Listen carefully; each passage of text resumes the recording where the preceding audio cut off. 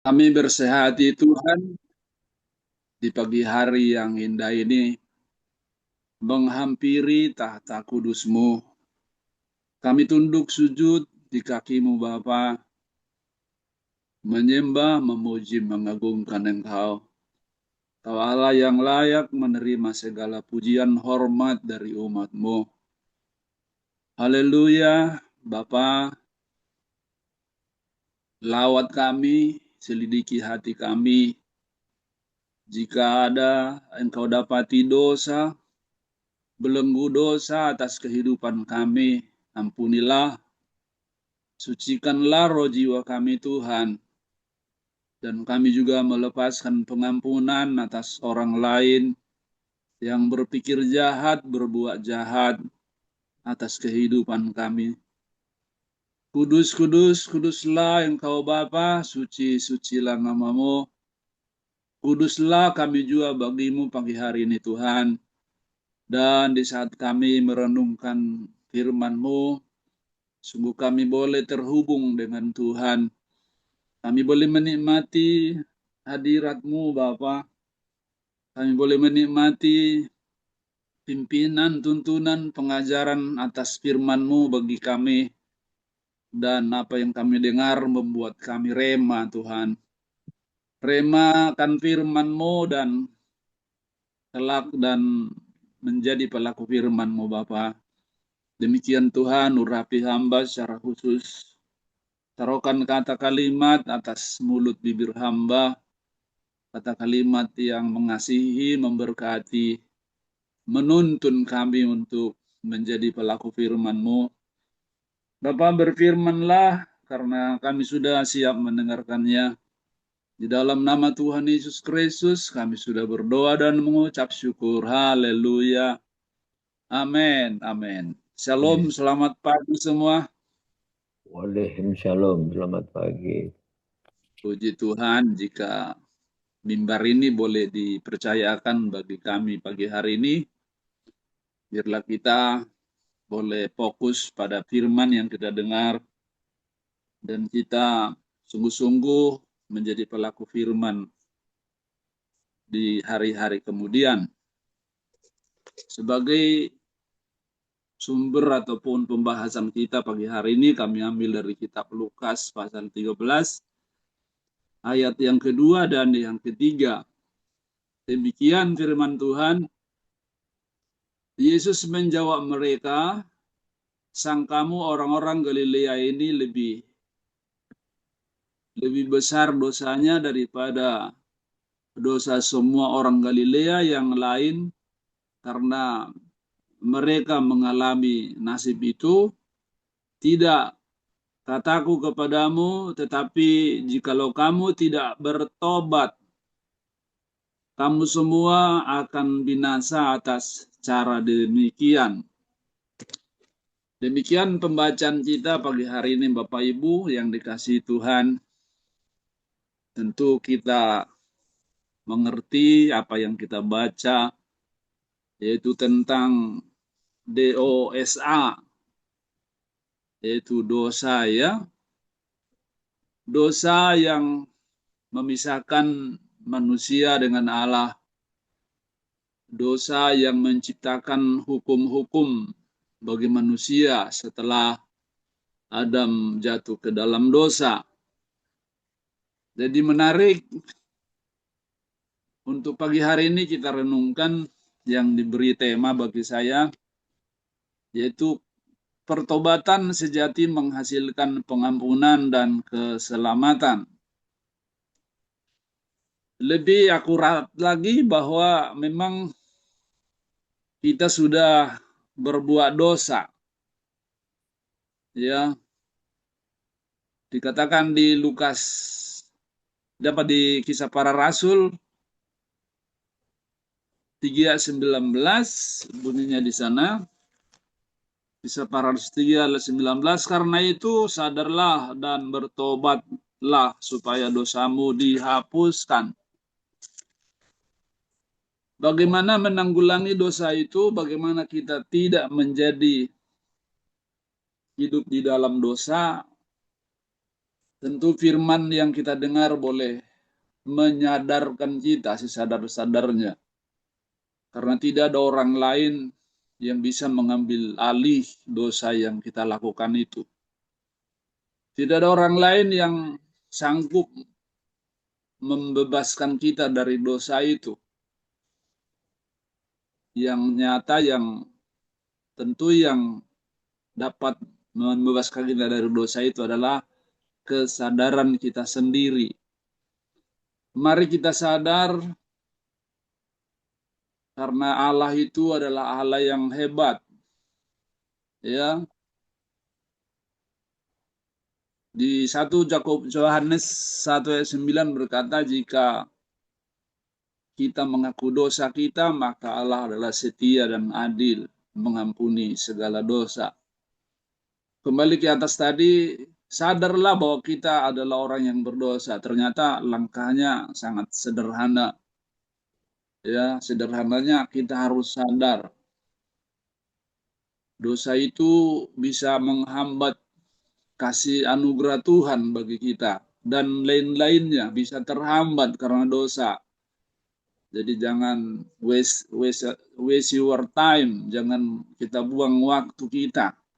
Kita harus sadar setiap pagi, sadar sesadar-sadarnya. Karena yang menghasilkan dosa itu sangat-sangat rentan, sangat-sangat hobi manusia itu ya.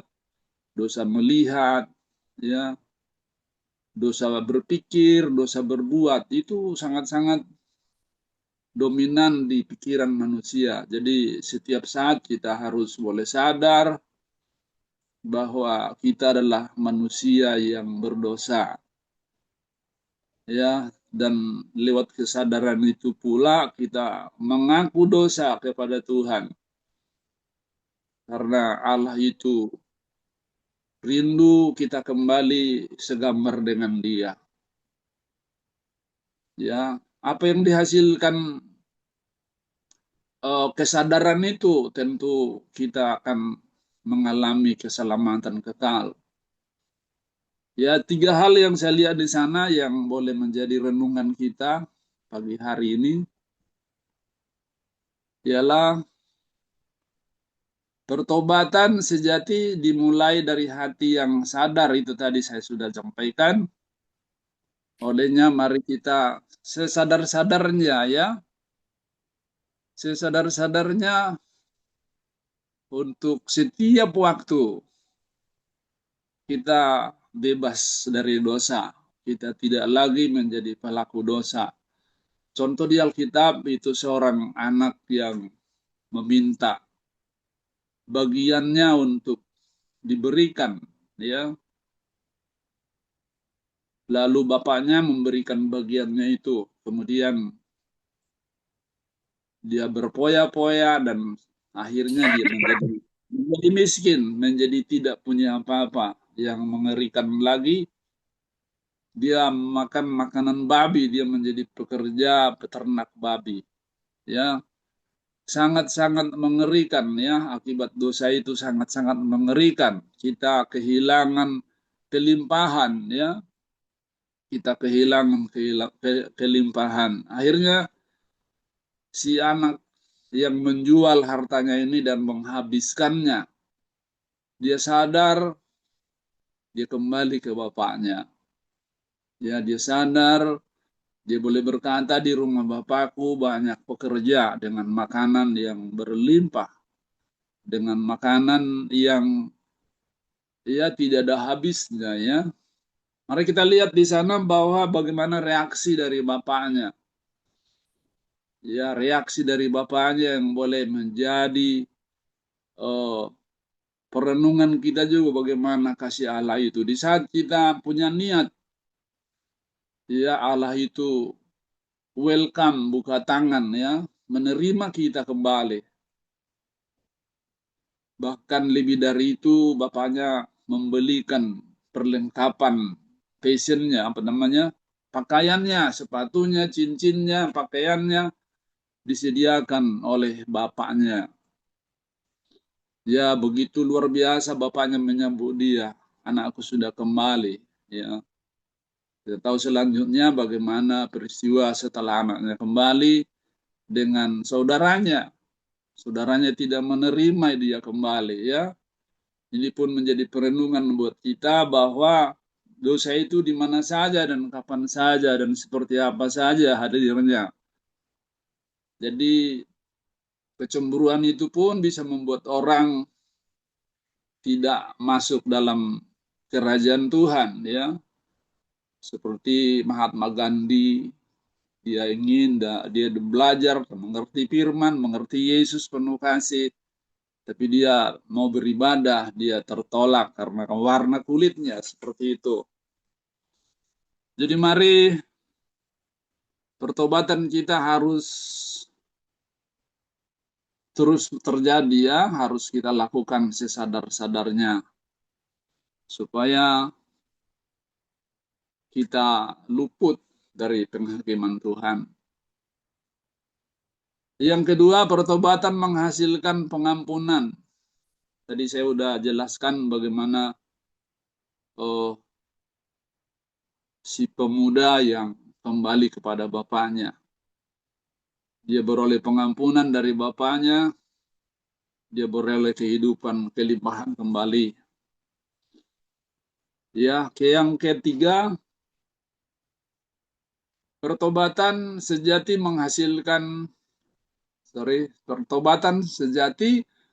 membawa keselamatan dan hidup baru. Ya, firman-Nya di sana boleh kita lihat di Matius 3 ayat yang ke-8. Keselamatan yang sejati menghasilkan buah pertobatan. Jadi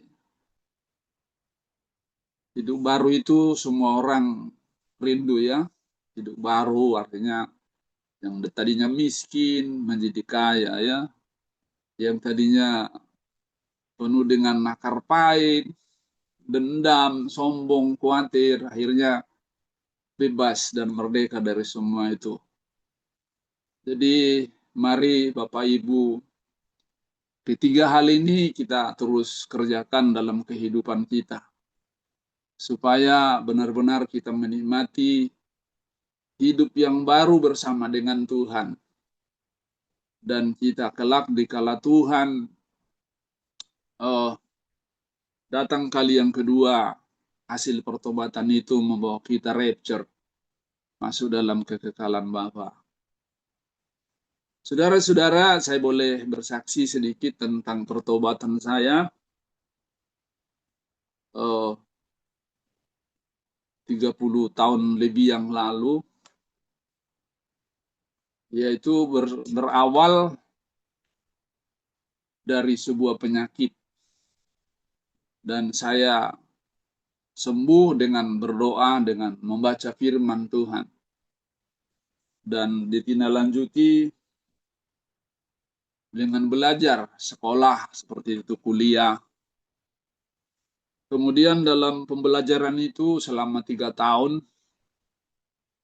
saya menerima tuntunan dari Tuhan, yaitu introspeksi, ya, yaitu bagaimana hati dan hidupku menjadi berkenan kepada Tuhan.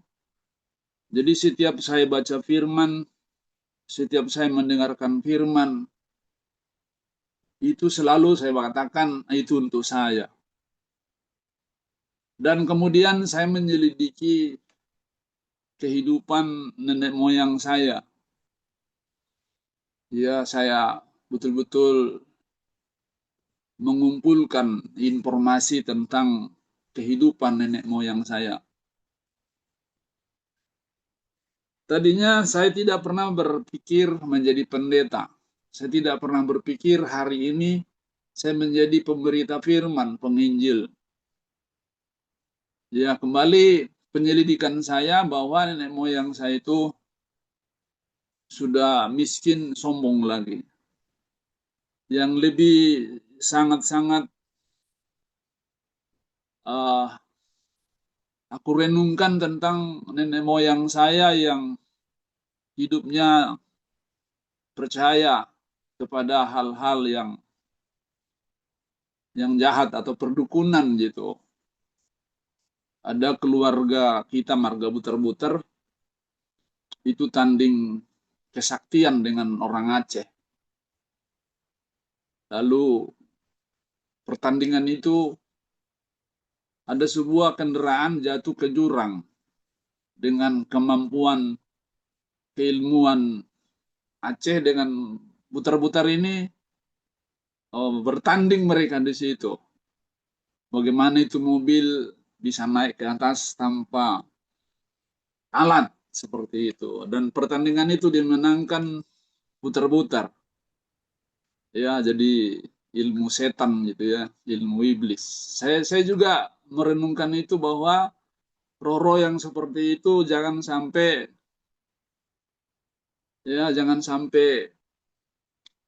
mengikat saya ataupun mengganggu kehidupan iman saya. Itu nyata, itu terjadi sebelum bertobat. Saya di Aceh itu tahun 76,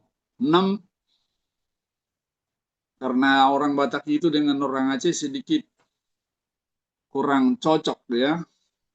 Jadi saya pernah disalibkan di sana karena melakukan drama penyalipan di gereja kita dulu di tengah laut, nggak boleh di darat.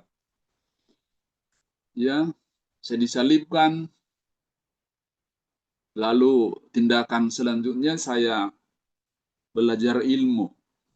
Ada dukun di situ, ya, berikanlah saya ilmu untuk benda mati sebetulnya. Jadi saya bisa tekuk besi sebesar apapun bisa, ya sebesar lengan ini bisa saya tekuk begitu. Ya bisa mukul batu pecah seperti itu. Jadi hanya gertak saja, bukan ditujukan kepada tubuh manusia. Ya, jadi saya praktekin luar biasa ini ya. Kemiri yang keras begitu bisa saya tepuk jadi pasir, dia jadi remuk gitu, pecah. Nah, ternyata ilmu itu menyertai saya sampai saya bertobat sampai penginjilan. Saya berobat kepada pendeta. Saya datang kepada pendeta membawa ponakan berobat. Lalu pendeta dukun itu, dukun juga kayaknya itu ya. Dia lihat ini anak nggak perlu diobati, yang menggendongnya yang perlu diobati. Saya tanya ada apa dengan saya? Itu malaikat pencabut nyawa itu ada di belakangmu katanya. Sesat lagi saya di situ. Dia dimandiin kembang lah saya di situ. Saya pikir udah selesai, saya sudah selesai kuliah waktu itu, sudah suka pergi kemana-mana, ke Nias, ke Sumatera, ke Medan, dan Pulau Jawa dan sekitarnya begitu. Ternyata penglihatan kedua terjadi di Lampung. Dia bilang, Pak Butar memimpin misi seperti ini, bagaimana bagaimana bisa menyelamatkan orang, kamu sendiri ada pengikutnya itu, ada roh jahat di belakangmu katanya. Lu kok bisa lihat? Saya pikir gitu. Terus gimana Pak Pendeta? Iya, nanti malam kita kerjakan, kita usir itu. Nah, malam jam 1 pagi kita penyembahan, pujian, penyembahan terus. Jam 3 pagi saya mengalami pergolakan dalam tubuh saya, mau muntah, mau BAB begitu. Saya begitu rasanya sakit kayak di obok-obok itu, eh, perut dan kepala saya seperti itu. Lalu pendetanya bilang, udah ke belakang, ke kamar mandi, ke toilet, ke WC gitu. Luar biasa, saudara yang kasih Tuhan, itu saya boleh muntah semuntah-muntahnya dengan darah kotor, darah darah hitam begitu ya. Saya muntah, dan setelah itu saya lega, dan setelah itu saya bisa melihat pertumbuhan iman saya, pertumbuhan tekad saya untuk pergi dan pergi. Saya waktu itu masih kerja sambil penginjilan ke daerah. Ya, saya punya konsep jika ada uang lebih dari 5 juta sisanya harus dibawa ke penginjilan. Seperti itu. Sering kasih Tuhan betapa tersiksanya, terikatnya kita jika ada dosa yang terus menyertai kehidupan kita. Karena di pagi hari ini mari kita terus bergerak untuk memantau kuasa dosa ataupun perbuatan kita yang mengakibatkan dosa supaya sungguh kita boleh menikmati ketiga hal tadi, yaitu pertobatan yang sejati dimulai dari kesadaran kita. Yang kedua, pertobatan sejati menghasilkan pengampunan. Yang ketiga, pertobatan sejati membawa keselamatan dan hidup baru. Ya, hidup baru yang kita lihat jelas-jelas seperti Sakeus, ya. Bagaimana dia sadar benar bahwa apa yang dilakukan di masa lalu itu sudah membawa dia kepada kematian kekal. Dia sadar dan yang terjadi dan seisi rumahnya boleh mengalami, menerima keselamatan dari Tuhan. Bahkan apa saja yang dirampoknya dari orang-orang semasa hidup dalam dosa dikembalikannya 4 kali lipat. Jadi saudara yang kasih Tuhan, tidak ada waktu yang terlambat. Ya, ini hal-hal yang terutama yang terpenting bagi kita untuk melihat dosa itu tidak lagi menguasai, merajai kehidupan kita. Sehingga kita benar-benar memiliki iman yang teguh, memiliki iman yang siap rapture, yang siap terangkat di saat Yesus datang kali yang kedua, menjemput umatnya di alam permai.